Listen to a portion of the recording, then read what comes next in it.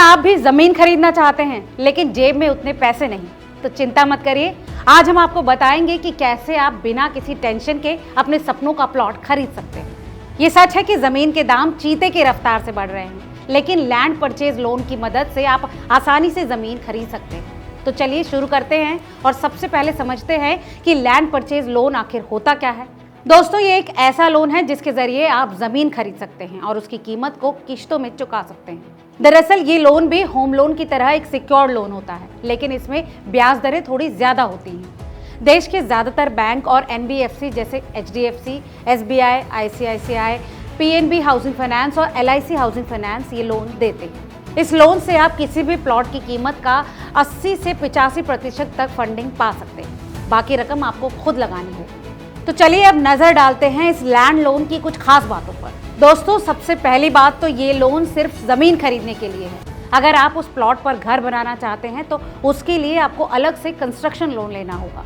Loan की समय सीमा 15 से 20 साल तक होती है। Rate of interest home loan से ज्यादा होता है, लेकिन अगर आप कंस्ट्रक्शन लोन भी लेते हैं तो ब्याज दरें कम हो सकती हैं। मिसाल के तौर पर एचडीएफसी बैंक का ब्याज 8.40% से शुरू होता है, एसबीआई का 9.50%, आईसीआईसी बैंक का 8.50%, पीएनबी हाउसिंग फाइनेंस का ब्याज 9.25% है, जबकि एलआईसी हाउसिंग फाइनेंस 7.70% से शुरू होता है। वहीं दोस्तों, अगर आपका सिविल स्कोर अच्छा है तो आपको और बेहतर डील मिल सकती है।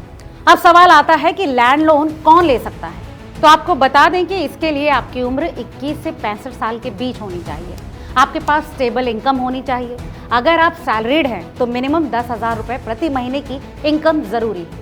अगर आप सेल्फ एम्प्लॉयड हैं तो सालाना 2 लाख रुपए की इनकम होनी जरूरी है। हालांकि अलग अलग बैंकों के नियम और शर्तें अलग हो सकती हैं, इसीलिए बैंक से संपर्क करके ठीक जानकारी ले सकते हैं। अब जानते हैं वो डॉक्यूमेंट्स जो लैंड लोन लेने के लिए जरूरी है।